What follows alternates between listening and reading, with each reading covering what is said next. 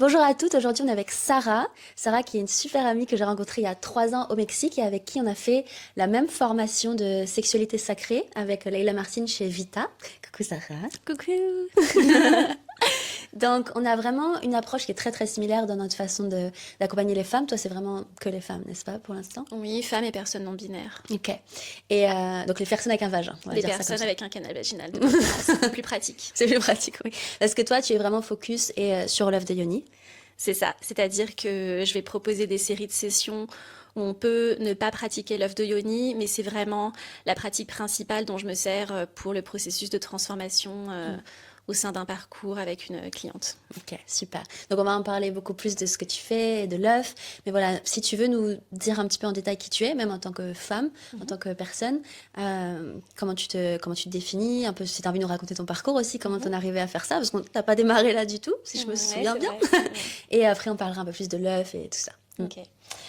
Donc, je suis chanteuse musicienne et donc j'ai plutôt un parcours de musicienne, conservatoire, musicologie, etc. Euh, mais c'est vrai que ça a commencé par quelque chose qui ne me convenait pas dans la transmission de l'apprentissage du chant. Ce qui m'a amené vers une approche de la transmission du chant plus axée sur le corps. Et là, je me suis dit, non, je vais aller encore plus loin. Il y a quelque chose qui est encore plus, qui sous-tend plus tous ces principes-là, qui est à la source de tout. Et c'est comme ça que je suis arrivée au fil des années avec un cheminement personnel à découvrir que la transmission qui me convenait, c'était quelque chose qui prenait en compte l'énergie en fait et Ouais. qui était une approche vraiment somatique et qui tenait compte de l'énergie. Et c'est quand Vita, euh, la formation par laquelle je t'ai connue, est venue à moi, j'ai reconnu que ok, c'est ça en fait que je dois faire, c'est ça la méthodologie que je dois apprendre à m'appliquer et transmettre. Mm. Trop bien, parce que c'est vrai que tu coaches aussi par le chant, par la voix. Ouais. Moins maintenant, du coup, parce que là, j'ai un focus sur le fait de développer vraiment le coaching de l'œuf de Yoni. Mais ça m'arrive encore d'utiliser des outils du chant parce qu'en fait, ça peut complètement être complémentaire. C'est-à-dire que de toute façon, quand on travaille sur le plancher pelvien, c'est relié physiologiquement par les fascias, au diaphragme et au larynx. Donc tous les outils que j'ai appris dans ma formation avec ma prof de chant, qui est kiné, spécialiste des chanteurs et de l'articulation temporomandibulaire, peuvent vraiment être utiles pour aider à détendre le pelvis et à avoir développer les sensations et les connexions à l'intérieur de notre corps en fait, la proprioception. Ouais. Et donc toi maintenant, tu es vraiment dévouée, donc comme tu dis, à aller accompagner les personnes avec un vagin, donc dans la pratique de l'œuf de Yoni surtout. Mais avant d'en arriver là, toi en tant que femme, tu as fait aussi ce parcours-là de, de reconnexion à ton corps, à ta sexualité sacrée. Donc si tu peux nous en dire peut-être un peu plus de d'où tu pars et quel était ton cheminement, où est-ce que tu en es maintenant, quelle est ta vision par rapport à ça? Là, je vais dire des choses en fait que je comprends seulement maintenant, que j'aurais peut-être pas été capable d'articuler et même là, ça peut être encore un peu frais en réalité, mais il y a deux aspects. Disons qu'il y a un aspect vraiment spirituel, où tout simplement, euh, j'avais de façon ponctuelle ou des visions ou des messages qui me venaient euh, que je comprenais pas forcément. Je dois guérir les lignages d'énergie féminine. Mm. Et c'est même quelque chose que je disais sans comprendre ce que ça voulait dire parce que j'avais même pas forcément de connexion à aucun cercle de personnes spirituelles ou rien de ce genre-là dans mon entourage. Mais c'était comme quelque chose qui venait et jusqu'au jour où ça s'est vraiment imposé à moi. J'étais au Mexique, c'était pas si longtemps avant que je te rencontre là-bas. Et ça m'est vraiment venu dans la rue de ok, c'était le canal était très ouvert et très clair. Je dois travailler à nettoyer les lignages d'énergie féminine et comme remonter là où il y a eu des blocages pour que ça circule et changer la destinée de ces lignages-là en fait. Ça peut paraître un peu vague et je pense que quand on va parler plus de l'œuf, ça sera plus concret, qu'on comprendra en fait par quoi ça se traduit, mais pour l'instant je vais en rester là. Et puis il y a le côté aussi où je me suis toujours sentie un petit peu différente et je voyais bien que je fonctionnais différemment des personnes, ce qu'on appellerait neurotypiques. Sans avoir forcément le vocabulaire ou pour comprendre ou mon expérience ou la décrire. Et je suis dans une période où j'explore ces aspects de mon identité Et ça me permet de comprendre aussi pourquoi pourquoi la sexualité, selon les scripts les plus communs qu'on nous enseigne, en fait, ne me convenait pas. Et je voyais bien que ça me convenait pas, mais j'étais pas capable d'avoir une vision d'autre chose. J'avais pas forcément accès à une éducation, à des informations qui m'auraient montré que d'autres expériences étaient possibles, et donc je subissais un peu cette sexualité-là. Et quand j'ai découvert l'œuf de Yoni, j'ai réalisé qu'en fait je pouvais vraiment m'approprier ma propre expression de ma sexualité, qui était adaptée à la façon dont je fonctionne, c'est-à-dire que je ressens les choses, je ressens vraiment les couches les plus subtiles de la réalité, et donc une sexualité très typiquement masculine, pénétrative, cis-hétéro, c'est pas forcément adapté pour moi en fait. Et l'œuf de Yoni m'a vraiment permis de développer un autre rapport à mon corps, au consentement et à la façon dont j'entre en relation.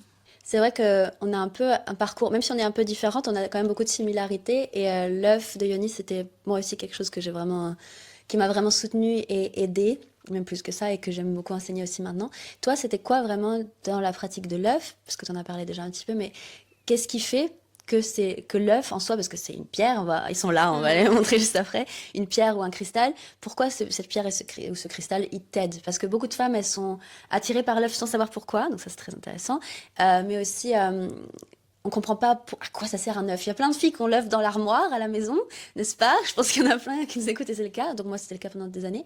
Mais on sait pas comment l'utiliser. On sait que ça va nous aider, mais pourquoi? On comprend pas trop. Donc, si tu veux nous parler un peu de ton parcours sur ça, et on va détailler après en détail plus théoriquement ce qu'est l'œuf, ouais. Ok. Donc là, ça va m'amener à parler de ma spiritualité. Donc ça va peut-être paraître un petit peu flou, mais je vais essayer d'articuler ça clairement. Et je vais partir d'un petit peu loin pour venir au spécifique après. Je ne me sens pas dans ce corps humain comme une sorte d'entité séparée qui serait autonome et indépendante de mon environnement et de la nature et du monde. Je me sens vraiment comme dans le prolongement de la nature. Et donc avoir un cristal, une pierre qui m'offre cette connexion en fait à la nature quand je suis dans mon appartement parisien au 10e étage, un peu déconnectée avec le bruit des voitures.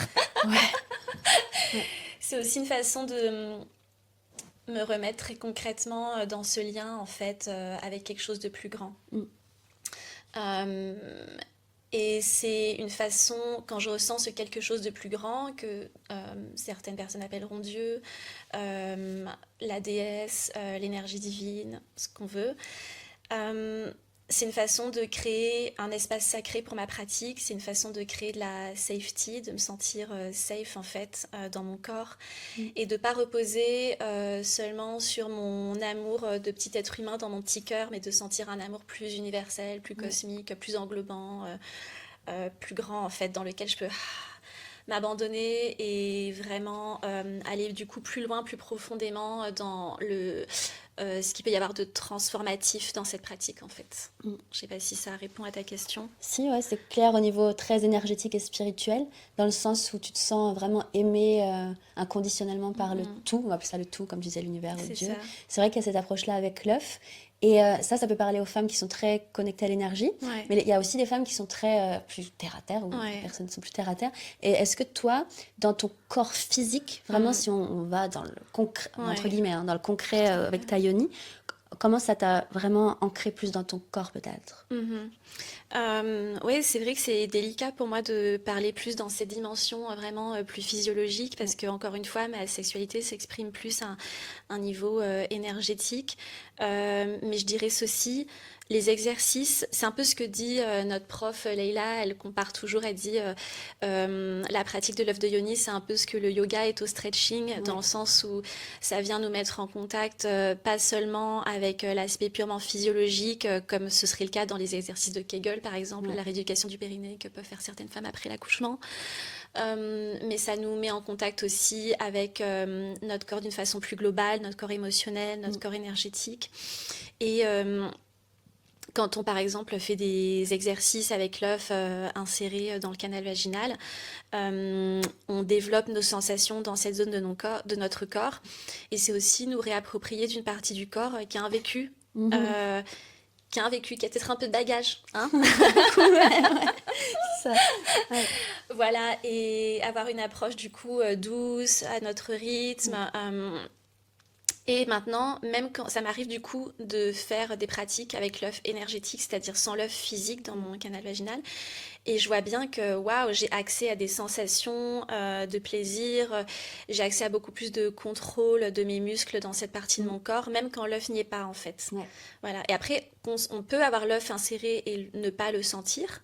Par contre, ça n'empêche pas qu'on peut diriger notre intention vers les muscles autour de l'œuf en fait. Et c'est vraiment quelque chose qui cadre la pratique, je trouve, d'avoir un objet tout simplement. Ouais. Je sais pas si ça apporte quelque chose, ces éléments-là, par rapport à ce que tu me demandais. Si, ouais, Ouais. tout à fait. Bah, c'est ça, il y a vraiment les deux aspects. Et puis on va en parler après. On peut appeler ça l'approche yin et yang de Mhm. l'œuf. L'aspect plus spirituel, énergétique, doux, yin. Et le yang, entre guillemets, plus concret, dans la matière, dans les muscles, comment ça te reconnecte à ton bol pelvien, etc., comme tu disais. Donc il y a vraiment ces deux approches. L'expansion de notre potentiel orgasmique, je pense que c'est pas anodin d'empouvoirer ça en tant que femme. Ouais. Je pense que c'est je pense que c'est un choix très puissant de dédier une pratique à prendre de la place avec notre plaisir en tant que femme dans cette société. Euh, ou que personne de genre marginalisé. Donc je pense que c'est très puissant de faire de la place à notre plaisir et je pense que ça fait nous des partenaires différentes qui relationnons différemment et qui pouvons être plus force de proposition du coup je pense du coup surtout aux relations hétérosexuelles parce que c'est mon expérience, mais dans la sexualité hétérosexuelle du coup je pense que c'est vraiment quelque chose qui peut changer en fait les choses quand on se positionne différemment voilà, dans la sexualité quoi. Et du coup je suis curieuse de savoir pour toi comment c'est ton rapport à l'œuf et à la pratique. Je pense qu'on a des points communs et que tu as une approche un peu similaire. Ouais, ouais, c'est ça. Avec moi, j'ai plus commencé comme toi, avec l'approche très, très énergétique et éthérique, c'est-à-dire vraiment me sentir connectée à la déesse, que ce soit, on va dire, peut-être ma déesse en moi, et qui est connectée aussi à la déesse, ou la déesse Yoni, on peut appeler ça aussi. Vraiment, dans les premières fois que j'ai fait ces pratiques, je suis partie très loin, j'avais plein de visions, c'était très beau, sans même forcément avoir l'œuf en moi, mais juste en fait, je pense que et le degré de dévotion qu'on a à soi par rapport à ce moment-là, quand on fait cette pratique avec soi, en fait, ça ouvre, que l'œuf soit là ou non, en fait. Là, si on est dans la partie plus énergétique, on a une intention, on se connecte à l'œuf, on a comme un soutien aussi, puis si on est vraiment connecté et qu'on aime vraiment aussi l'énergie des pierres, qu'on connaît un peu l'histoire de la pierre, on peut ressentir un peu, canaliser les types d'énergie qu'elle a, et donc on est soutenu et enveloppé par ce type d'énergie. Donc le tout premier cheminement que j'ai fait avec l'œuf et même dans ma sexualité, c'était dans la guérison surtout de ma sexualité, c'était très énergétique, très perché. Même des fois, je me disais, oulala, je pars tellement loin, est-ce que c'est normal? Mais bon, j'étais entourée de femmes, des centaines de femmes en même temps qui faisaient la même chose que moi, donc c'est cool. Je me suis dit, c'est bon, je suis pas bizarre. Donc c'était très, très énergétique et perché. Le truc, c'est que ça l'est toujours pour moi, mais c'est qu'en fait, j'ai remarqué aussi que c'était, alors, à la fois une porte de guérison, d'aller dans l'énergie, mais aussi une porte d'échappatoire à mon propre corps. J'ai vu que, et c'est le cas de pas mal de femmes que je peux voir, alors pas toutes, hein, il y en a certaines, c'est ok, je suis plus énergétique en tant que femme, mais il y en a d'autres, c'est vraiment, ok, ça me permet d'éviter d'aller dans le sexe pur, sexe primaire, corps, vagin, pénis, enfin vraiment ce truc animal, quoi. Et moi, c'était vraiment ça pendant presque 1 an et demi, 2 ans. J'étais vraiment presque dans un rejet du sexe, pour le sexe, tu vois. En mode, non, non, moi, je suis féminin blessé dans ma guérison, donc il n'y a que l'énergie qui me convient. Et c'était vrai. Et ça l'est toujours. Je suis très sensible aux énergies. Je peux pas faire l'amour comme ça, un quickie, qu'on appelle ça me parle pas trop, enfin très rarement. J'ai besoin vraiment de temps et que mon corps énergétique se réveille parce que c'est mon corps énergétique qui va réveiller mon corps physique et moins l'inverse. Et le fait de pratiquer avec l'œuf, ça m'a permis de revenir petit à petit dans mon corps, de retrouver une sécurité dans mon corps, d'aller, des fois même sans pratiquer avec l'œuf, faire juste des massages de la yoni en interne, en externe, de vraiment reconnecter à ma chair. Ça m'a vraiment aidé. Et aussi, du coup, avec l'œuf, le fait de, comme tu as dit tout à l'heure, de mettre l'intention dans les muscles autour de l'œuf, les muscles vaginaux, tout ça, ça m'a permis de me reconnecter à ma yoni et du coup, travailler à la fois avec l'énergétique et le physique au même endroit. Et ça, c'était vraiment puissant et ça l'est toujours. Si j'ai pas les deux, énergie et physique, ça marche pas. Si j'ai que le physique, c'est comme si mon corps énergétique, il est par là-bas, là. Il est pas là. Donc, en fait, je ressens pas grand-chose. Si j'ai mon corps énergétique qui est là, où je suis connectée, et en plus dans la matière et dans l'échange avec quelqu'un aussi, si imaginons que je suis avec quelqu'un, là c'est parfait. Et c'est pour ça que l'œuf, ça m'a vraiment aidé aussi à réaccepter d'avoir une présence en moi qui est pas dangereuse, de travailler ce qu'on va parler tout à l'heure, le consentement avec ma yoni. Est-ce que c'est un oui, est-ce que c'est un non? Est-ce que là je mets l'œuf juste pour suivre la pratique parce que c'est la guidance de maintenant? C'est exactement comme la pénétration. Bah, c'est maintenant, donc on fait puis on verra. Bah, enfin oui, non, enfin voilà, de voir ça. Le nombre de fois où j'ai mis l'œuf au tout début sans avoir le vrai oui de ma yoni, ça m'a permis de voir, ah ok, donc en fait, c'est exactement la même chose que je fais dans la sexualité. Et là, j'ai dit oui sans que ce soit un vrai oui. C'est très utile comme pratique parce que ça permet vraiment de faire le miroir avec qu'est-ce qui se passe avec un partenaire ou une partenaire. Et ça m'a vraiment, vraiment aidé. C'est pour ça que j'adore enseigner l'œuf. Et je passe beaucoup de temps à parler, en fait, avant de mettre l'œuf. Je crois que dans la formation que je fais sur l'œuf, je parle du lien avec l'œuf, du consentement avec l'œuf, de créer une relation avec ton œuf, avant même de parler de mettre l'œuf dans ton vagin. Et j'ai certaines amies qui ont commencé l'œuf de yoni, qui ont fait une initiation de 2 heures par exemple, où direct elles ont mis l'œuf et en fait ça les a traumatisées quoi, parce qu'elles n'étaient pas du tout prêtes. Alors que l'œuf de yoni, c'est pas censé te traumatiser.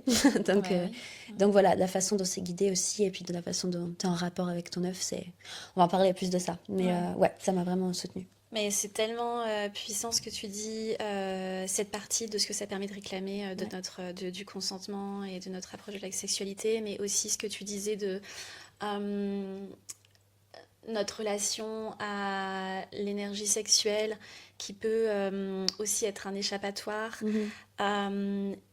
Et j'aime bien le fait que tu dises que c'est ok d'en passer par là parce qu'on a besoin dans un premier temps de recréer de la safety et de se sentir sécure dans notre propre corps, de revenir à la maison en quelque sorte. Et après, par contre, de se donner le droit d'aller dans la sexualité plus primale. Et je pense qu'il y a vraiment un parcours à faire vers ça parce que c'est pas étonnant finalement qu'il y ait autant de femmes qui résistent à y aller parce qu'il y a tellement de honte héritée de génération et de génération sur l'expression de la sexualité féminine dans sa primalité. Voilà, enfin c'est la dichotomie de la mère ou la pute quoi. En fait, soit la femme sainte, soit la femme sexuelle qui est dangereuse et qui sera la fin de l'homme quoi. Qui va lui causer sa perte. Donc il y a voilà. Donc il y a vraiment une réclamation à faire de cette expression plus primale de la sexualité, mais effectivement ça peut prendre un temps avant d'y arriver, avant d'arriver à cette étape-là. Ouais, c'est ça. Et puis ça peut faire ça aussi, hein, des hauts et des bas. C'est pour ça que l'œuf, il est bien là pour nous ramener dans les deux, énergie et primaire. Ouais. C'est ça. Et puis aussi pour rebondir sur le consentement, il peut y aussi avoir en plus de la honte, de la culpabilité, parce qu'on peut avoir des expériences passées où on s'est autorisé à entrer en relation sexuelle en suivant cette pulsion, en suivant ce désir plus primal et à vivre tout d'un coup une quickie ou un rapport trop rapide ou pénétratif trop on a outrepassé notre nom pardon, et où du coup et on peut se dire c'est ma faute, enfin, on peut s'en vouloir du coup d'être allé dans cette partie de notre sexualité en fait aussi, donc c'est vrai. Il y a tellement de conditionnements aussi, après il y a des conditionnements religieux, enfin voilà, il y a tout un tas de choses qui peuvent faire que c'est difficile d'aller là-dedans. Et justement, l'œuf, la pratique de l'œuf, on va en parler maintenant plus en détail de pour qui, pourquoi, comment l'utiliser, les deux aspects. Mais c'est vrai que là, tu parlais de conditionnement et je trouve que dans l'œuf aussi, dans la partie plus énergétique, il y a vraiment cet aspect de aspirer un peu les mémoires, les conditionnements. Et ça, c'est un truc que j'aime faire beaucoup. Tu aspires et tu relâches à la terre et tout. Et où quand tu vas mettre ton œuf dans la terre, etc. Et ça, c'est vraiment fort, quoi. Tu sens vraiment que ça se passe. En fait, ça t'aide d'avoir un œuf, un objet concret, finalement, où tu dis cet objet concret, je vais lui apporter tellement de magie dedans qu'il va aspirer toutes les mémoires de mes lignées. Et en fait, alors quand tu es là dans ta chambre à méditer comme ça, tu dis ok, j'aspire mes lignées, les mémoires, ben, c'est pas aussi concret. Alors que là, ça mixe concret parce que l'œuf, tu le vois, il est là, il est dans ton vagin en plus, c'est quand même pas nulle part. Et en plus, tu mets l'aspect plus sorcière presque de ton expression avec le concret d'un œuf, même d'un œuf en cristal qui n'a pas forcément de pierre magique dedans. Ça, c'est très puissant, ouais. Mais là, en fait, tu es en train de parler du côté symbolique de Aussi. l'œuf. Et c'est ça la puissance, en fait. C'est que quand on fait ce travail-là, on fait un travail somatique, en fait. Et donc, on s'adresse à notre psyché. Ouais. Et notre psyché, elle n'est pas forcément accessible avec le langage, le côté plus cognitif. Ce qui va lui parler, c'est des archétypes, c'est des symboles, c'est des rituels. Et c'est ça qui est très transformatif avec l'œuf. Et en plus, l'œuf, voilà, c'est une forme qui n'est pas une forme phallique. Donc déjà, en soi, je trouve que c'est déjà révolutionnaire de faire un choix de connecter à notre sexualité en sortant comment dire, de ce qui nous est un peu imposé. Ouais, pas le choix de toute façon. Voilà. Mais aussi du choix qui serait censé s'imposer à nous, alors qu'en fait, ce n'est pas le cas. Mais... Voilà, et aussi l'œuf en tant que symbole de fertilité. Et notamment, c'est aussi une façon c'est une façon vraiment pour moi de faire notre mini-révolution et de dire non au patriarcat, en fait. Parce que pour moi, l'œuf, c'est aussi ce symbole de fertilité, un rappel de célébration pré-chrétienne, en fait, qui prédate le christianisme. Voilà, je pense tout de suite à un exemple, c'est Pâques, hein, le petit lapin. On sait pourquoi il est là, c'est la fertilité, c'est la sexualité. Et c'est pas la passion de Jésus-Christ. Hein. Voilà, donc c'est aussi une réclamation c'est une réclamation de la psyché, c'est une sorte d'archéologie de la psyché, et c'est réclamer vraiment toutes ces parties de nous par-dessus lesquelles il y a eu des couches et des couches et des siècles et des siècles et des générations qui nous ont détachés de notre relation directe avec le cosmos, avec le tout. Où maintenant, on nous a fait croire qu'on avait besoin d'intermédiaires. Tu as besoin de parler à ton curé, tu as besoin voilà, on a besoin de personnes savantes, de personnes sachantes qui détiennent la spiritualité. Non, on a une connexion directe, en fait. Et c'est aussi une façon de se réapproprier ça. Tout à fait. Donc, on a des œufs avec nous. On va vous parler un peu de l'histoire de l'œuf, d'où ça vient, et puis pour qui on peut utiliser l'œuf. Donc, on en a un ici. Je peux prendre lui. Il y en a celui-ci. Donc ça, c'est un œuf jade, de jade, en pierre de jade.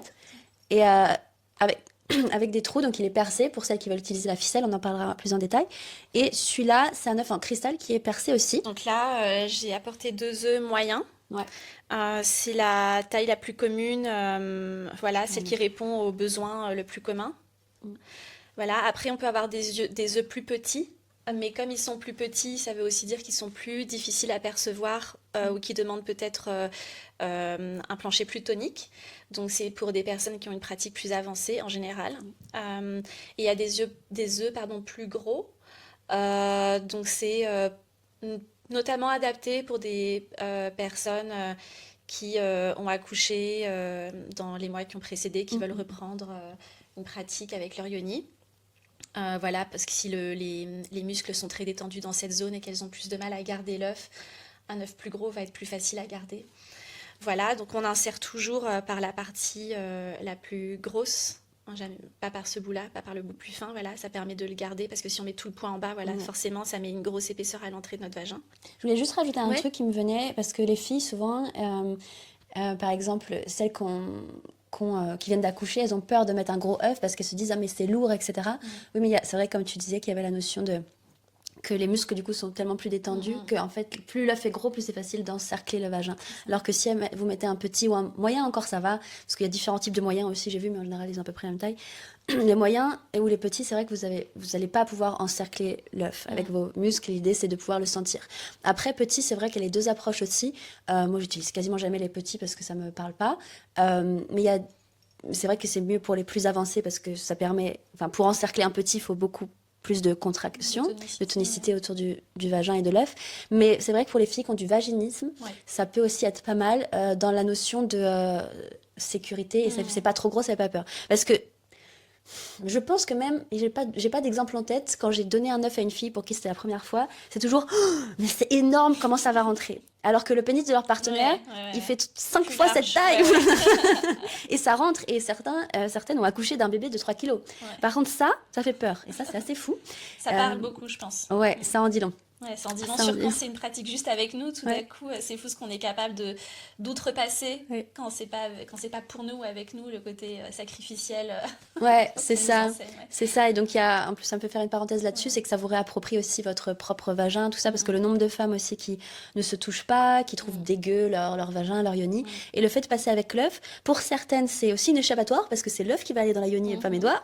Donc, c'est pas mal aussi pour certaines. J'ai beaucoup de filles avec les baguettes de yoni et les œufs de yoni d'abord. Et après, le fait de voir que c'est OK, elles peuvent mettre les doigts. Même si je conseille toujours de faire d'abord le massage et tout, et après l'œuf, il y en a pour qui ça fait une petite passerelle entre je ne touche pas à un œuf et c'est plus sacré, tout ça, puis le massage. Donc ça peut être bien aussi pour se réconcilier avec sa yoni. Ouais. Ça me fait penser à une pratique que j'aime beaucoup, qui peut être un petit élément qu'on ajoute à la pratique quand on a ce rapport de dégoût à la yoni.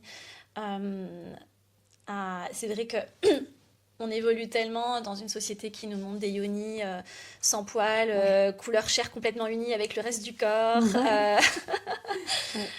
Et voilà, donc avec des images de corps de femmes qui, bien sûr, viennent du male gaze, qui ont été construites comme ça, que ça peut être compliqué de se réconcilier avec notre body image, l'image qu'on a de notre propre corps. Et donc placer un miroir, je trouve, et passer du temps à ressentir sans forcément chercher à dire oui, c'est très beau, mais juste à reconnaître que la gêne peut être là, que la honte peut être là, etc., jusqu'à ce que ça se fonde.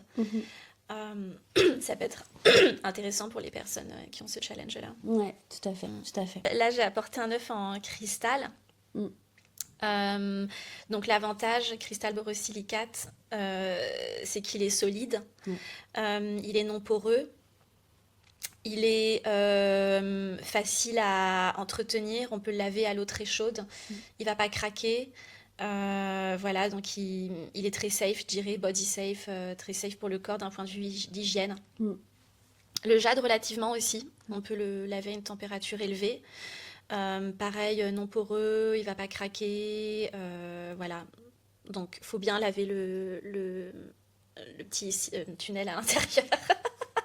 Les petits trous. Le petit trou. J'utilise un cure-dent en plastique. Ouais. Voilà. Avec du savon safe pour le corps, bien sûr, ou un peu de iodine. Et puis voilà, pour revenir un petit peu à l'origine de cette méthode, la façon dont nous l'a transmis, donc en fait c'est une pratique ancestrale chinoise qui nous vient du Tao, donc médecine ou principe traditionnel chinois, qui remonterait à 5000 ans. Il n'y a pas de source et honnêtement, il n'y a pas de recherche académique là-dessus, donc c'est difficile de vraiment savoir. Après, il faut reconnaître aussi qu'il y a beaucoup de sagesses indigènes qui ne sont pas étudiées ou pas reconnues, donc il faut aussi savoir ça. Et qui arrivait à l'Occident par Mantak Chia principalement. Et après lui, il y a eu d'autres personnes qui l'ont transmis, comme Minke De Vos, qui était la prof de notre prof, qui nous l'a transmis à nous. Donc c'est comme ça que ça nous est arrivé. La façon dont Mantak Chia le transmettait, de ce que nous on a pu entendre comme écho d'expérience, c'est très cadré, très yang, voilà. Il y a certains principes. Nous, la façon dont on nous l'a appris, transmis et dont nous on le transmet, on a ajouté le côté plus fun, plaisir, féminin, parce que c'est aussi l'intérêt de cette pratique-là, justement, c'est de se réapproprier de son plaisir, donc vraiment le faire de façon plus juicy, quoi. Ouais. Plus fun. De la même façon qu'on dit néo-tantra, c'est du néo-tao peut-être. Néo-tao, néo-œuf de yoni. Voilà, tout en essayant, je pense, on essaye tout de respecter le lignage et ce qui nous a été transmis à toutes les personnes qui sont venues avant nous, évidemment. Ouais, mais nous, dans ce qu'on sait de l'œuf, c'est que avant c'était vraiment utilisé par les femmes dans la royauté, c'est-à-dire les femmes autour du roi, pour qu'elles entretiennent vraiment leur bol pelvien, peut-être même après l'accouchement, etc. Mais aussi alors là c'était plus pour le roi, donc on vient toujours au masculin, mais bon, c'était pas si mal comme pratique finalement à ce moment-là. C'est vraiment pour entretenir aussi leur sexualité, leur énergie sexuelle, leur érotisme, pour qu'elles aient toujours envie de faire l'amour. Il y avait beaucoup ça, mais en fait, c'est vrai qu'avec l'œuf, on va en parler, mais quand il y a cette notion que je ne sais pas comment, mais ça c'est au niveau énergétique, que notre yoni a vraiment elle se réveille. Plus on fait des pratiques, plus on est mouillé tout le temps. On récupère vraiment une flore qui est active en fait. Elle n'est pas endormie, c'est parce qu'il y a vraiment cette notion d'activité qui se réveille, même quand on n'a pas l'œuf. Si c'est assez régulier, une fois par semaine, une fois toutes les 2 semaines, une fois par mois, la pratique, il y a vraiment cette yoni qui est là, qui est active, parce que là, je dirais qu'elle est endormie dans notre quotidien, même si on n'a pas de sexualité. C'est juste que c'est presque un organe qui se met à fonctionner normalement.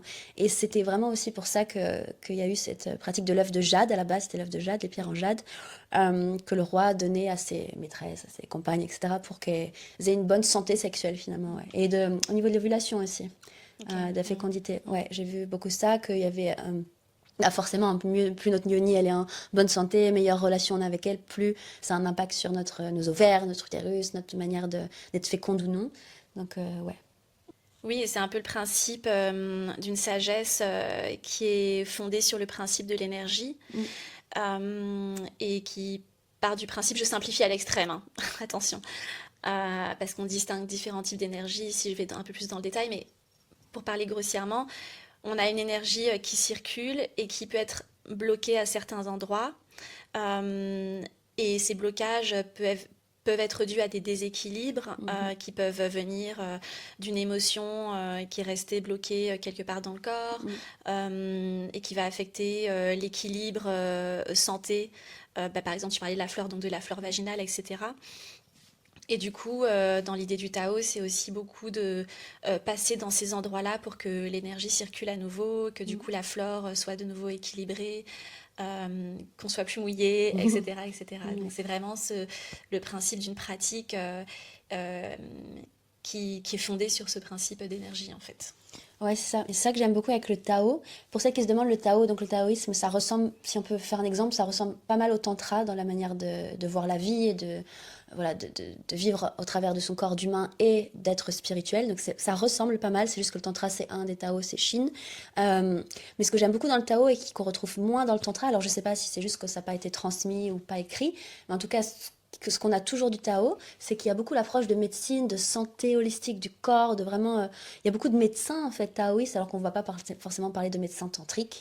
C'est l'Ayurveda, je Ouais. dirais. En Mais Inde, c'est vrai ouais. que c'est moins commun, Ouais. effectivement. Ça s'est plus généralisé en Occident, Mm, la mm. pratique de la médecine traditionnelle chinoise, Ouais, par ouais, exemple. c'est ça. C'est plus venu par là et j'aime beaucoup parce que c'est très...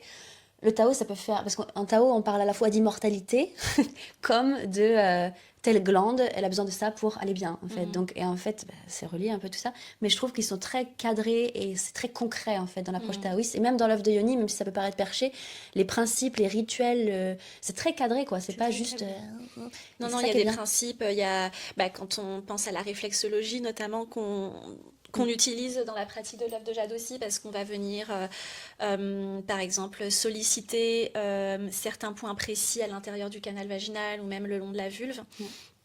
Donc voilà, il y a cette idée que, un peu comme dans l'acupuncture, l'acupression, qu'il y a des points qui sont reliés à des organes Mhm. et que des parties qui peuvent être un peu sous-sollicitées ou endormies, elles vont devenir de nouveau actives et du coup Ouais. l'énergie va mieux circuler et qu'on va être plus équilibré, en meilleure santé. Ça suit des canaux méridiens bien précis. Même dans la façon dont on nous a enseigné l'œuf de jade. Mais en tout cas, voilà, elle nous transmet bien ces différentes énergies de Jing, Qi et Ouais. Shen, etc. Donc c'est vrai qu'il y a toute une sagesse, tout un principe, ça s'inscrit dans un certain savoir. C'est un élément de ce savoir plus large, de la même manière que c'est vrai que beaucoup, quand on pense au tantra aujourd'hui, on pense à la sexualité sacrée, mais en fait, le côté sexualité, c'est un aspect Ouais. d'une sagesse qui s'appelle le tantra et qui est Mm. plus complète. C'est ça. Donc aujourd'hui, on a vraiment la chance d'avoir quand même beaucoup de transmission qui vient de loin. C'est peu le cas pour d'autres pratiques, je trouve. Le tantra, pas mal quand même. Mais ça fait partie des deux tantra Tao, des transmissions qu'on peut avoir aujourd'hui, même si on peut appeler ça du néo-tantra ou néo-Tao. Mais voilà, aujourd'hui, pour les femmes qui sont intéressées par l'œuf, on peut peut-être parler de pour qui et comment l'utiliser, pourquoi, Cas de dans quel figure. cas de figure et tout ça. Si tu veux Ok. nous en parler un peu.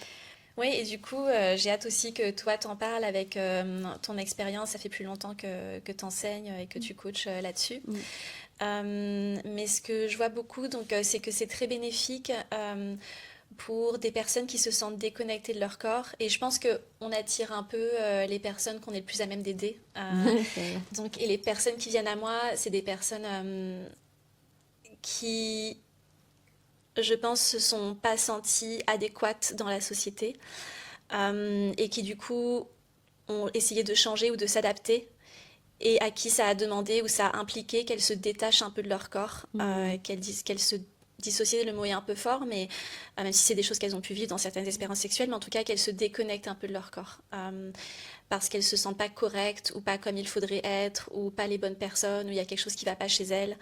Voilà. Et donc c'est beaucoup des personnes qui vont faire ce travail de réclamation de cette partie de leur corps, le ventre, la yoni, leur partie féminine, leur propre expression de la féminité ou de non-expression de la féminité, comment elles sont dans leur genre aussi, leur rapport au genre.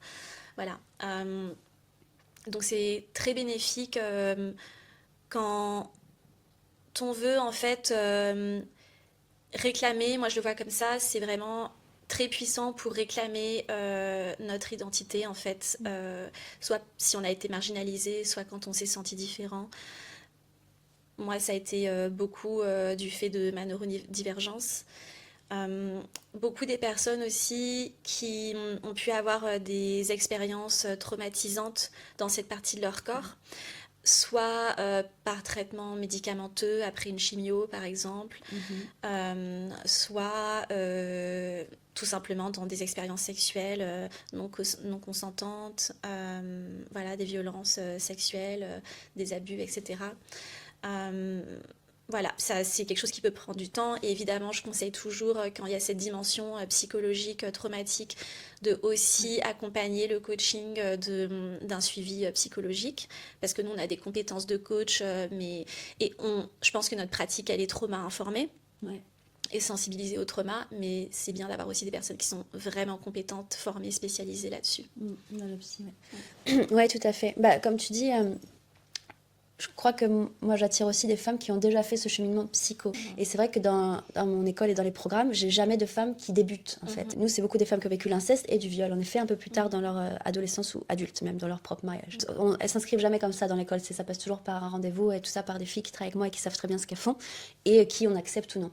Mais généralement, les femmes qui viennent, elles ont déjà fait un chemin, elles ont un psy, une ou un autre coach, et elles veulent aller dans le corps. Mais c'est pas je sors de nulle part et ça y est, je veux l'œuf de yoni. Ouais, de toute façon, ça paraît logique. De toute façon, même leur corps ne va pas aller vers ça, je pense. Non, mais quand tu es prête à aller dans le corps, et c'est souvent les femmes qu'on a, on a deux types de femmes. C'est les femmes qui n'ont pas forcément vécu de trauma sur une échelle importante. Évidemment, elles ont des mémoires, des conditionnements, des choses comme ça. Mais elles sentent qu'elles sont conditionnées à pas forcément être connectées à leur féminité, à leur plaisir. Ça fait 20 ans qu'elles sont dans un mariage, la sexualité a baissé. Elles ont été mamans, 3 enfants à la maison, je ne suis plus une femme, donc il y a vraiment cette notion de je réclame et je me réapproprie ce côté femme, et ça passe par ma yoni, par mon énergie sexuelle, par mon érotisme, ma sexualité, et par un côté plus spirituel aussi de l'approche sexuelle, donc l'œuf, ça les attire beaucoup. Et il y a aussi les femmes qui ont vécu beaucoup de traumas à ce niveau-là, et là qui ont vraiment besoin d'un soutien, donc dont l'œuf, mais pas que, mais aussi l'œuf, pour purger, pour se reconnecter à cet espace-là, pour se réconcilier avec cet espace-là, moins dans l'aspect, je veux me reconnecter à ma sexualité, mon érotisme, mais je veux libérer ma yoni, en fait, je veux me libérer de trauma et tout ça. Donc comme on disait, ça passe par plein d'autres trucs, mais aussi par...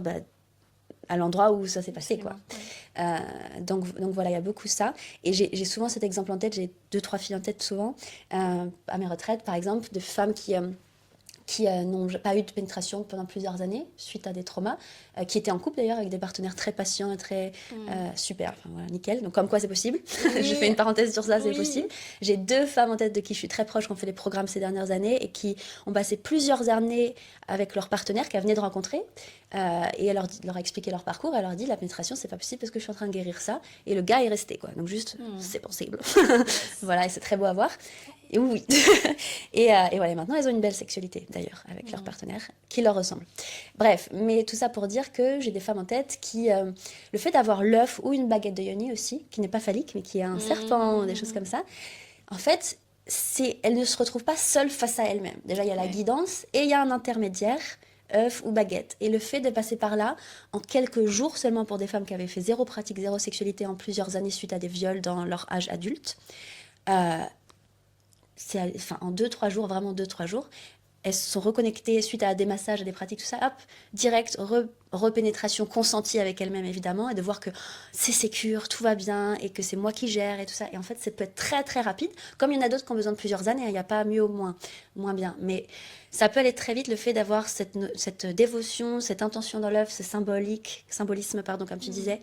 Voilà, donc il y a vraiment les deux aspects dans l'œuf, l'aspect énergétique, sexuel, érotisme, sensualité, et vraiment l'auto-guérison avec soi, quoi. Ouais, c'est trop fort. C'est trop fort.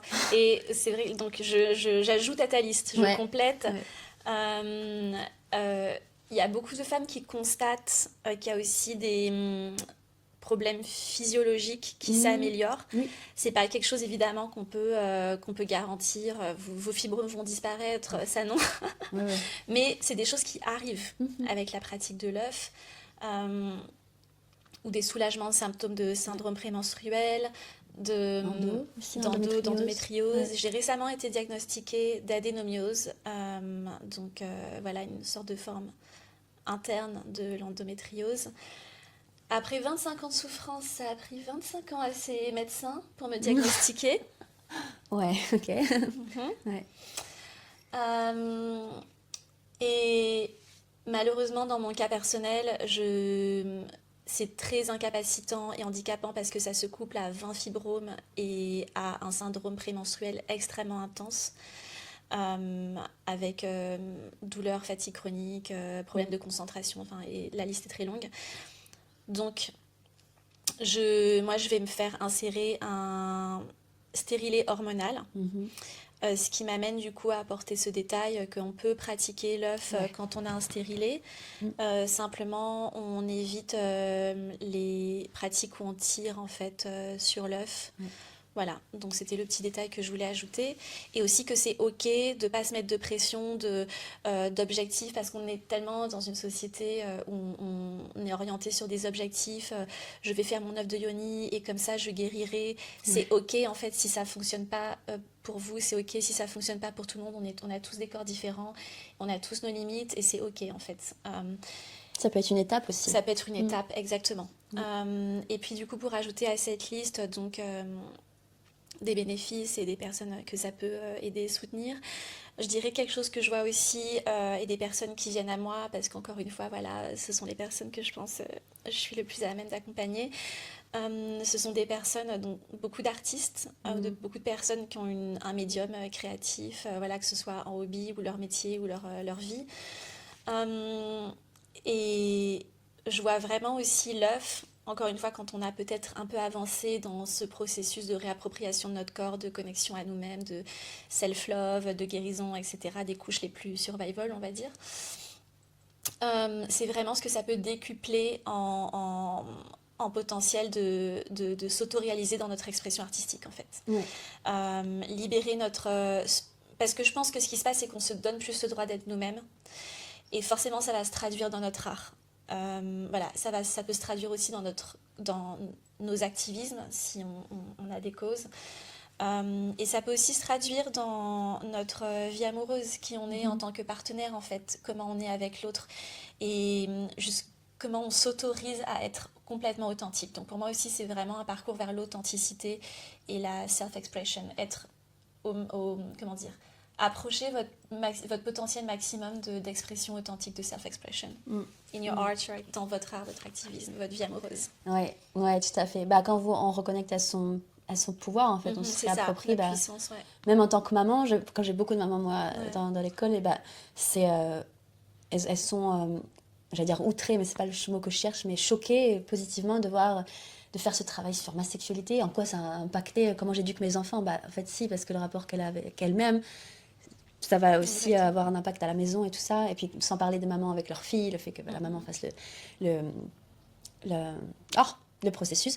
D'ailleurs, en parlant de ça, l'œuf de yoni, c'est ok pour tout le monde quasiment, sauf pour les femmes enceintes. Ça, je sais qu'il y a des femmes enceintes qui le font quand même, mais c'est pas conseillé dans l'approche énergétique. Ouais. Parce qu'on veut garder l'énergie dans l'utérus, c'est pas... Parce que l'œuf, c'est quand même très purge, donc ça peut tirer l'énergie en dehors, pas que, mais voilà, on sait jamais. Donc voilà, juste pas femme enceinte, mais pour avant ou après, c'est super. Et en parlant aussi de quand est-ce qu'on ne peut pas utiliser l'œuf, donc il y a en effet pour les femmes enceintes, il y a certaines femmes dans mes programmes aussi, parfois ça arrive, qui ont le papilloma et qui ont, comme tu disais, des condylomes, c'est ça? Et puis tout ce qui va être au niveau des bactéries, elles peuvent se poser la question, est-ce que c'est une bonne idée? C'est vrai que quand il y a mycoses, bactéries, tout ça, on évite d'aller en interne, on laisse vraiment la flore tranquille. Donc on peut travailler énergétiquement avec l'œuf, sans l'œuf, en dehors de la yoni aussi avec des massages, pourquoi pas, mais on laisse vraiment l'interne tranquille en général. Mais si vous avez des doutes, on demande toujours à votre médecin si vous avez vraiment des doutes. Même si nous, en tant que coach, vous avez une coach qui fait de l'œuf, on n'est pas médecin, donc il faut toujours demander. Pendant les règles aussi, Oui, premier jour de à règles. éviter, Ouais. sur les jours de flow abondant. Ouais. Quand c'est moindre, comme à la fin des règles, il n'y a pas de souci, mais voilà, éviter les jours de flow abondant. Ouais, c'est vrai, parce que c'est pareil, quand on est enceinte, on veut garder l'énergie en haut, mais c'est vrai qu'aussi quand tu saignes, énergétiquement, on veut rien qui barre le passage, quoi. Donc, Voilà. donc Puis comme ça, c'est aussi plus safe d'un point de vue microbien. Voilà. Ouais, c'est vrai, c'est vrai, c'est vrai. J'ai beaucoup eu cette question, moi ça me fait rire parce que je dis bah non évidemment, mais c'est vrai qu'on peut se poser la question. Il y a beaucoup de femmes qui demandent si tout le travail avec le vagin, que ce soit le massage, la réflexologie et puis l'œuf, est-ce qu'on peut le faire au niveau de l'anus et du rectum? Donc on peut faire c'est vraiment le massage, la réflexologie du rectum et tout ça, oui, mais jamais avec un œuf de yoni, parce que votre anus, votre rectum, votre côlon, Le côlon aspire il aspire, Ouais, ouais. donc on va Donc se tout ce retrouver à qu'on l'hôpital. insère, voilà. Donc tout ce qu'on insère dans l'anus, c'est Ouais. avec une base en Ouais. fait. Il faut toujours qu'il y ait une base qui bloque le fait que l'objet peut être aspiré. C'est ça, il y a comme comment on appelle ça en français? Des plugs, oui, on appelle ça Plug anneaux. Des plugs anneaux qui ressemblent presque un peu à des œufs de C'est ça, yoni, mais qui ont une avec base en fait. Ils ont comme une tige et un Ouais. socle. Et un socle, donc ça passe pas. Voilà, ça passe pas. Ça Ça passe- restera. Ça là où reste c'est. là, voilà. Ou alors des baguettes de yoni, si vous les lâchez pas et vous les tenez, c'est tout à fait ok aussi. Mais ça, personnellement, je l'enseigne pas, mais je sais que ça va venir. Mais voilà, donc faites juste attention. Et pour celles qui se demandent aussi, celles qui n'ont plus d'utérus ou l'utérus antéversé, etc., c'est tout à fait ok parce que de toute façon, votre col, que vous ayez d'ailleurs un col encore ou non, mais votre vagin a une fin, donc ça peut pas aller vers le haut. Donc peu importe que vous ayez toujours votre utérus ou non, le sens dans lequel est votre utérus, c'est tout à fait ok, évidemment. Ça aussi. ira pas plus loin que ça. Alex. Voilà, ça ira pas plus loin. Voilà. Donc, pour terminer, on peut peut-être parler de différentes pratiques qu'on peut faire avec l'œuf. On a des pratiques qui sont autant importantes avant de pratiquer avec l'œuf, pendant, et même la façon dont on le retire. Donc, on peut parler de ça. Est-ce que tu veux en parler?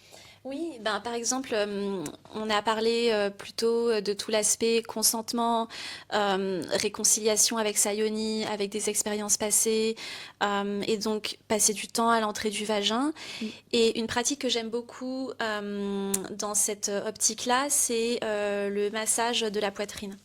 Parce que c'est vraiment quelque chose qui permet de prendre un moment pour rentrer en contact avec son cœur, pour ouvrir énergétiquement cette partie de notre corps, le cœur, être prêt à recevoir de la guérison d'une façon safe. C'est aussi un toucher et et un contact très nourrissant. Et donc se mettre en contact avec cette partie très soutenante de nous-mêmes. Ouais. Pour comme créer cette fondation avant d'entrer dans un contact qui va peut-être faire remonter des choses un peu douloureuses. Voilà. Et donc après, on peut passer à la pratique de l'œuf. Donc on va prendre du temps, surtout dans les premières fois où on fait cette pratique, pour être présent à ce qui se passe quand on pose l'œuf à l'entrée du vagin. Ouais. Déjà, qu'est-ce qui se passe là? Qu'est-ce qu'on sent ralentir? Mettre de l'attention sur les sensations, laisser les émotions monter, d'où l'avantage si on a fait une pratique qui fait qu'on se sent safe de laisser ses émotions monter. S'il y en a, des fois il n'y en a pas. Ouais. Et l'absence de sensations ou d'émotions est ok aussi en fait. Elle est extrêmement valide, elle est importante à noter et elle peut être challengeante à accepter. Parce qu'encore une fois, on peut être orienté vers un objectif et se dire je devrais sentir, etc. Et c'est aussi ça que la pratique de l'œuf et ces premières pratiques où on met du temps autour de l'insertion de l'œuf et sur l'entrée du vagin peut être importante. Elle nous permet de déconstruire ce côté très orienté vers un objectif. Encore une fois, c'est pour ça que pour moi, c'est révolutionnaire comme pratique parce qu'on défonce le patriarcat en fait. on dit non, on dit non, je ne fonctionnerai pas comme ça. Voilà. Et c'est ok. c'est ok. C'est ça. Et c'est bien aussi de noter, du coup, si on a cette tendance à se dire je vais faire la chose, je vais faire la pratique, je vais mettre l'œuf dans mon vagin, et noter que c'est là, et sans nécessairement se juger. Voilà, tout ce qu'on peut recueillir comme information dans ce moment de présence et de connexion, juste à l'entrée du vagin, voilà, sans essayer d'insérer, etc.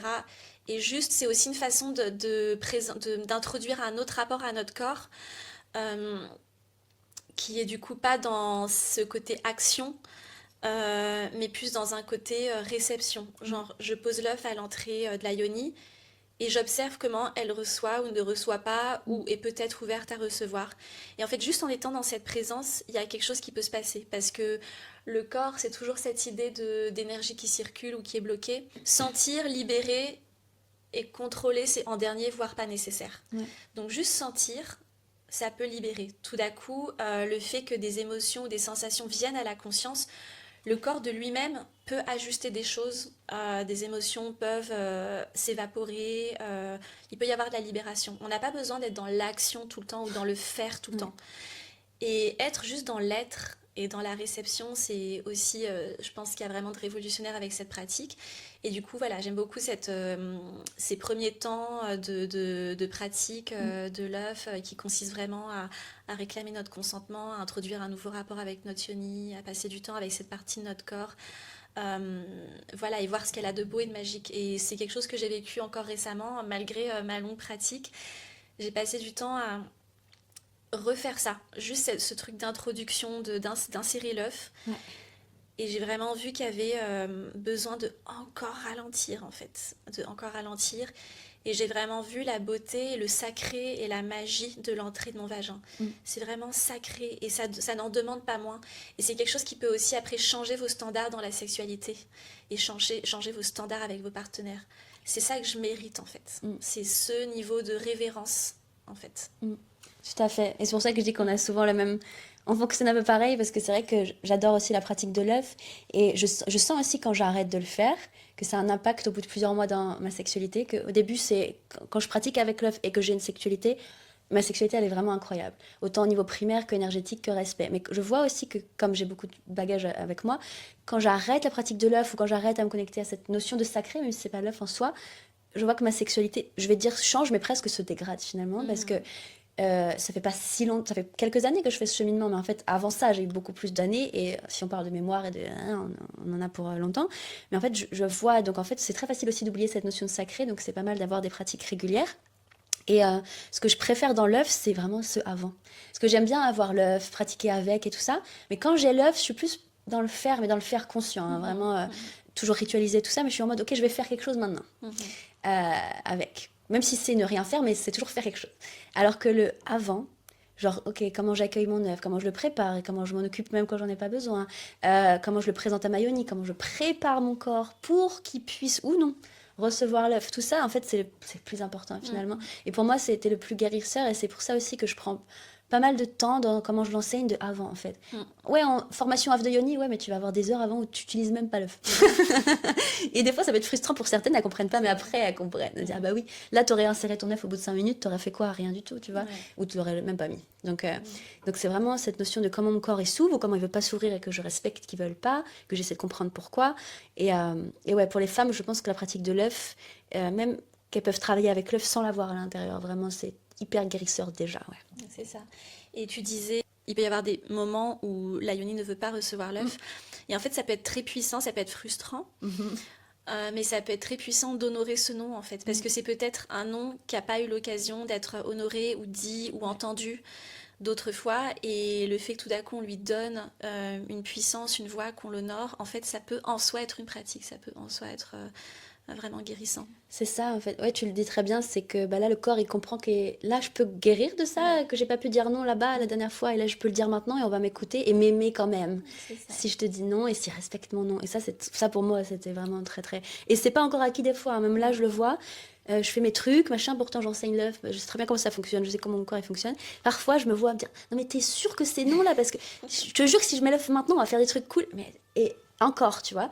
Donc voilà, et c'est vrai que parfois j'utilise un terme pour certaines femmes, pas toutes, où je sens que c'est ok de l'utiliser, et des fois je suis un peu rentre dedans, même je suis très douce comme fille, mais je suis un peu rentre dedans. en fait, j'explique à ces femmes-là parfois que quand tu mets l'œuf quand même, alors que c'est non, c'est presque un auto-viol avec toi.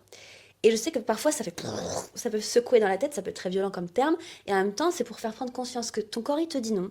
Il y a personne qui attend rien de toi nulle part que tu mettes l'œuf ou pas, et ça va rien changer à ta vie, à ta journée, et moi ça va rien changer à ma vie. Mais quand même on va se forcer soi et de voir à quel point on est conditionné à De ne pas respecter ses limites, en voilà, fait. à soi-même. Et de pas s'honorer, comme quoi ne pas s'honorer, c'est presque plus normal que de forcer. C'est pour ça que c'est bien d'avoir, comme on a dit, d'avoir fait un chemin psychologique d'abord, parce qu'il y a plein de nanas, dont moi au début, j'étais là à m'auto-flageller pendant une pratique sacrée, genre, oh, regarde, tu fais encore de la merde. Et non, me dire, ben non, regarde, t'as fait de la merde, mais c'est trop bien parce que t'as vu, c'est exactement ça que tu fais dans la sexualité. Donc là, ça m'a permis de voir juste avec moi, puis il n'y a pas de danger, et il n'y a personne d'autre autour de moi. Donc juste voir comment je fonctionne à m'auto-forcer, pour à force de m'auto-forcer, me rendre compte de mon propre fonctionnement. Donc c'est à la fois sa propre coach aussi en même temps C'est ça. que d'être C'est la beaucoup femme qui guérit. d'autonomie. Ouais, Ouais. c'est beaucoup d'autonomie. Ça amène à beaucoup d'autonomie et ça peut être aussi de beaux moments pour introduire de l'autocompassion en fait, quand on voit que on répète ce qu'on nous a infligé, Ouais. d'outrepasser notre nom, pardon. Et du coup, c'est vrai qu'on peut tout d'un coup rajouter par-dessus ça de la culpabilité de oh non, en plus je ne suis pas bonne avec moi-même.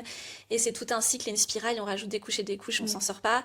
Et ça peut être un moment de dire ok, je reconnais que là, j'ai pas honoré mon nom, j'ai répété ce qu'on m'a fait, je ne me suis pas respectée ou je me suis fait du mal, mais je sais d'où ça vient. Je sais que aujourd'hui, je suis responsable, mais je ne suis pas coupable de porter cela parce que c'est vraiment des messages qu'on a internalisés, qu'on nous a inculqués de façon plus ou moins consciente, voilà, ou subconsciente depuis le plus jeune âge.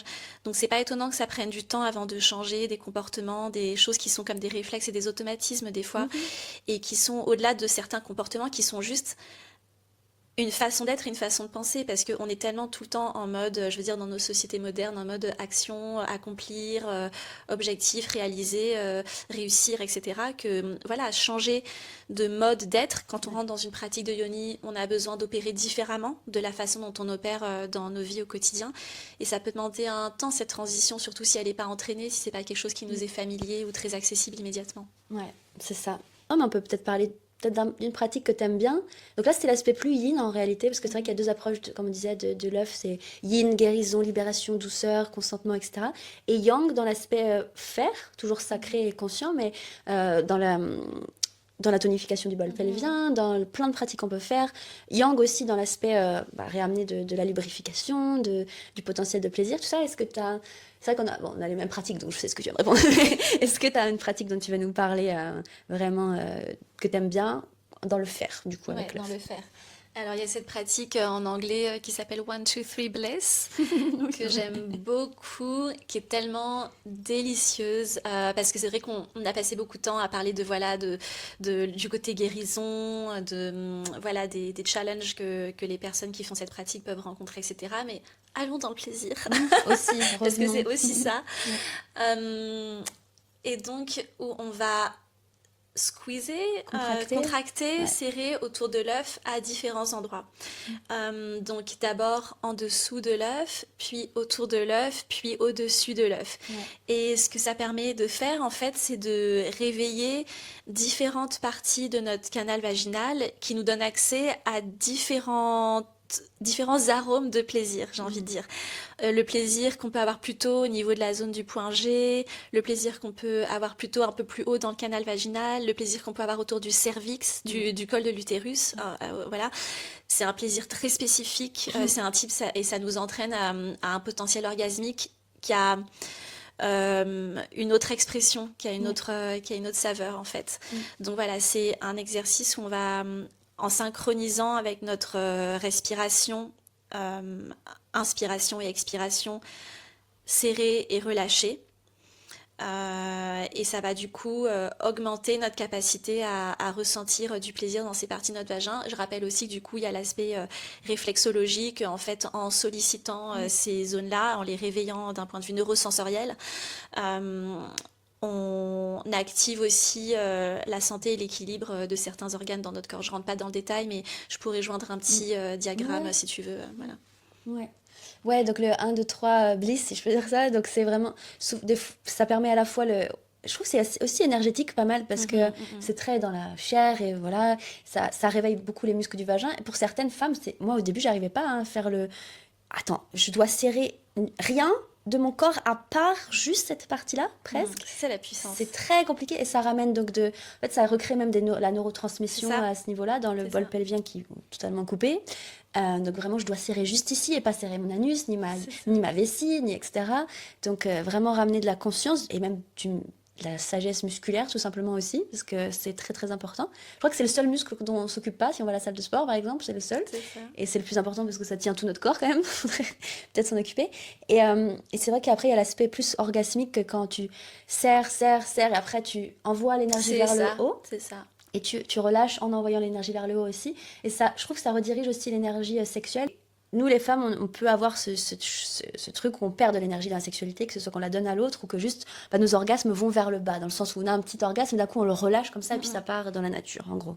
Et là, le fait de faire cette pratique, déjà, il y a l'œuf qui soutient, il y a la conscience là, et en fait, on va vers le haut et on relâche vers le haut presque l'énergie, et ça redirectionne aussi l'énergie orgasmique, je trouve ça Ça bien. redirige et aussi ça donne lieu à des orgasmes, je trouve, beaucoup plus puissants Ouais, parce qu'ils se diffusent vraiment partout dans le corps et c'est comme ne pas avoir simplement un orgasme génital, mais c'est comme avoir un orgasme génital, ventral, du cœur, d'accord. de la gorge Ouais. Ouais. et qui monte et de la tête.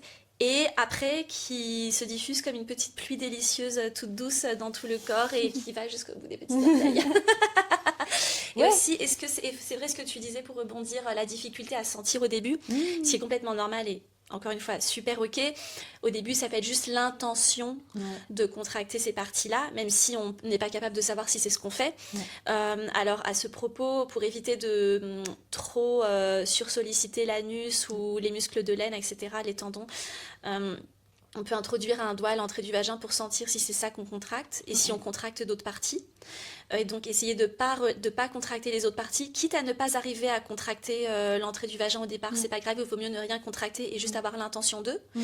Et après, avec le temps, nos sensations vont s'affiner avec la pratique. Et un des autres bénéfices que je vois à cela, c'est que en fait, en étant de plus en plus consciente de façon aussi subtile de notre intériorité, c'est aussi pour moi, et c'est peut-être un des bénéfices principaux, un chemin d'accès à notre sagesse intérieure et à notre intuition. Et c'est quelque chose dont on a été beaucoup coupé en tant que femme, en tant que personne de genre marginalisée, où on vit quand même dans un gaslighting collectif à tous les niveaux.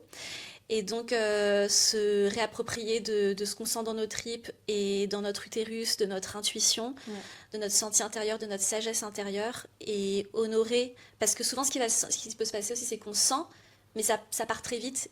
Et ça nous échappe en fait. Ouais. Et c'est là tout d'un coup de passer plus de temps en alignement avec ce corps subtil en fait. Tout à fait. J'ai jamais eu cette peur, bizarrement, mais beaucoup de femmes que je connais, et quasiment toutes à qui j'enseigne l'œuf, c'est mais si jamais l'œuf il sort pas, Oui, c'est vrai. il reste coincé. Oui. Ça arrive, mais c'est jamais dangereux, à moins que ça reste des jours et des jours et des jours, mais ça n'arrive jamais. Donc c'est pour ça qu'on parlait tout à l'heure d'avoir des trous dans certains œufs qui sont percés. Il y a certains œufs qui ne sont pas percés, bon, pour plusieurs raisons, aussi des raisons d'argent, parce que ça coûte cher de percer un œuf. Mais bref, dans tous les cas, si vous avez peur, nous on conseille toujours d'avoir un œuf percé parce que vous pouvez mettre la ficelle et du coup d'avoir la ficelle qui pend et juste de pouvoir la tirer si jamais vous n'arrivez pas à sortir l'œuf. Mais on essaye toujours dès le début d'essayer de sortir l'œuf naturellement. Mais il y a tellement de formes de vagin différents en fait qui fait que l'œuf peut sortir plus ou moins facilement. Moi j'ai toujours besoin de m'aider de mon doigt. Toi tu y arrives sans. J'ai des femmes qui arrivent sans et j'ai des femmes qui n'y arrivent absolument pas s'il n'y a pas la ficelle pour plein de raisons différentes. Donc ouais, tu peux nous expliquer comment toi tu le retires? Ouais. Bah, la plupart du temps, moi j'aime bien les œufs percés, j'utilise la ficelle. Et en fait, je synchronise mon souffle peut-être un peu différemment de ce qu'on enseigne le plus souvent parce que j'ai tellement développé en fait mes sensations de mouvement en chaîne musculaire et en fascia par le chant que je sens très bien le mouvement global en fait de remontée du diaphragme à l'expiration et d'ouverture et de descente à l'inspiration. Du coup, je vais en fait me servir de ça et tirer délicatement ou pas si j'ai pas mis la ficelle pour faire descendre l'œuf. Donc en fait, un exercice que j'ai appris en chant, c'était la descente du larynx qu'on pratique en fait pour détendre la langue.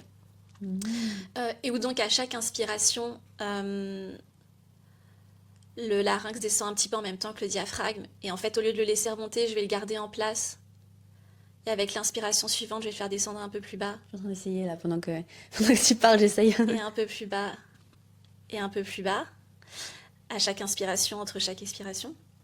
Et du coup, c'est un peu ce principe-là, la même façon que je sens le tout qui descend en fait à l'inspiration, je vais me servir de... Voilà, je vais gentiment, pendant que ça descend, hop, tirer un petit peu. Puis après, je laisse l'expiration remonter en gardant mon œuf en place. Puis à la prochaine inspire, je descends un peu.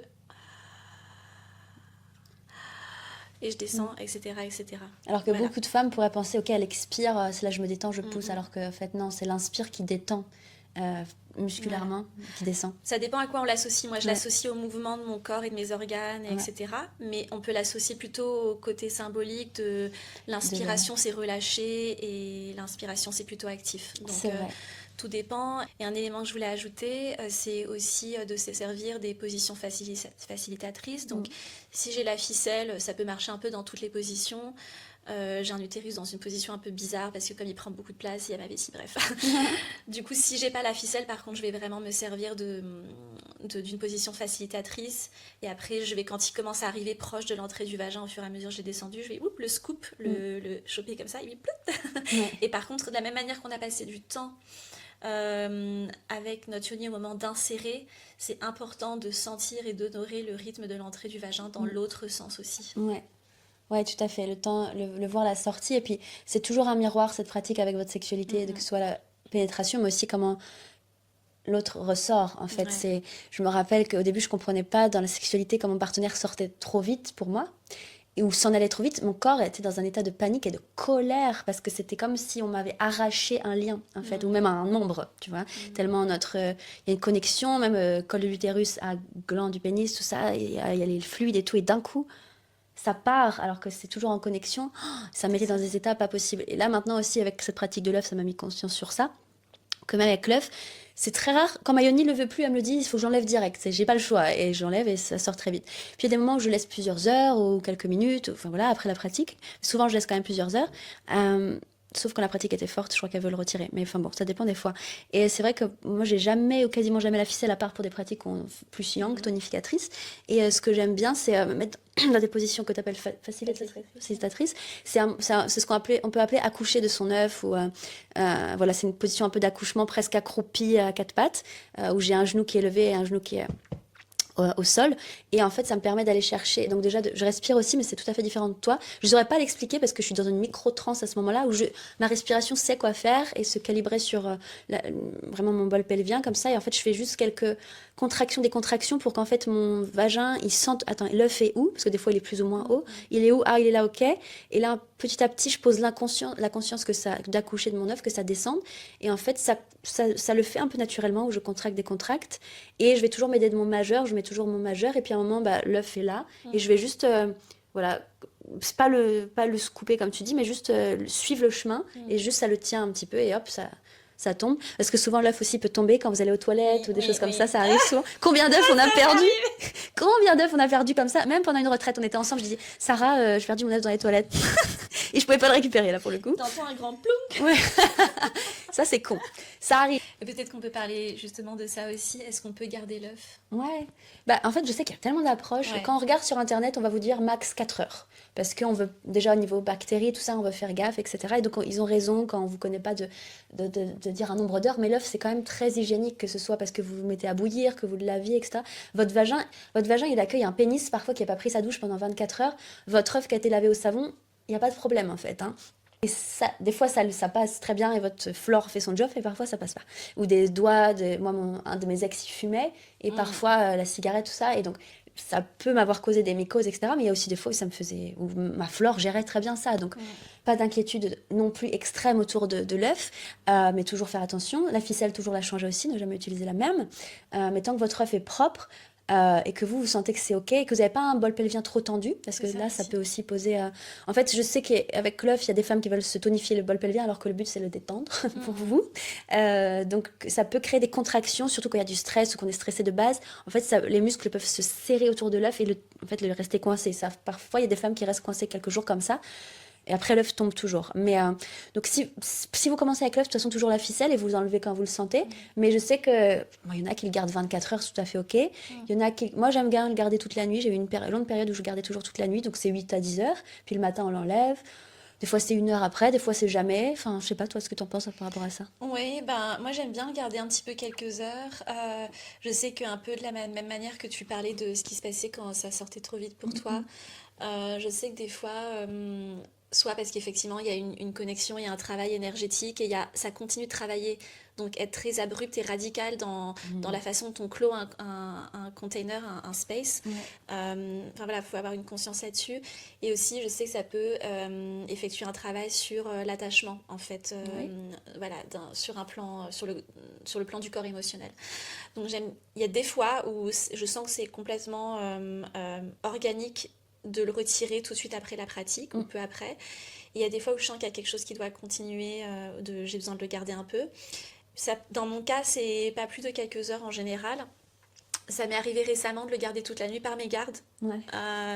Et au matin, je sentais que du coup, j'en voulais plus. Ouais. C'était trop long pour moi, personnellement. Mm. Donc voilà, c'est très personnel à chacun. Et peut-être que ça demande d'avoir développé une conscience sur notre intériorité et nos sensations un peu poussées avant d'en arriver à faire ce genre de choix. Donc peut-être que c'est plus safe au début Mm. de le garder pas plus d'1 heure après la pratique si on a envie de le garder, ou quelques heures au maximum, ou alors de simplement, quand le moment semble approprié après la pratique, de le retirer. Ouais, c'est ça. Ça dépend aussi de la pratique qu'on a eue Ça dépend parfois. de la Enfin, pratique comme qu'on a tu eue. dis, ça dépend aussi des ressentis. C'est vrai que je crois qu'au début, ça allait très vite pour moi, mais je crois qu'au début, c'était juste, je l'enlevais comme ça au bout d'1 heure ou deux parce que je savais qu'il fallait le faire. Mais c'est vrai que maintenant, à force de pratiquer, bah, je sais qu'il y a des jours, direct après la pratique, limite, ma yoni veut vomir l'œuf, quoi, en mode retire-moi ça tout de suite. Et il y a des fois, c'est même pas en rêve, tu touches. Tu vois, genre, Ça. je laisse, je veux Ça garder. dépend des moments. Ouais, ça m'est même arrivé de le garder, je crois, 2 jours. Mais c'était juste une seule fois. Ok. Plus jamais, peut-être 5 ans. Donc voilà, et je sais qu'il y a des filles qui gardent souvent 24 heures aussi. Mais ça dépend de vous, mais voilà, comme le dit très bien Sarah, je pense que c'est au début le temps de créer une conscience, enlevez-le, et puis un jour vous ne voudrez pas l'enlever. Donc là, c'est que c'est bon, c'est votre Yoni qui demande. Donc merci, c'était vraiment super chouette d'être ensemble, de parler de ça. Donc si vous voulez retrouver Sarah, je vais mettre tes réseaux, et puis voilà où tu veux qu'on te retrouve. Ouais, ça marche. Et voilà, on se tient au courant pour la suite. Yay!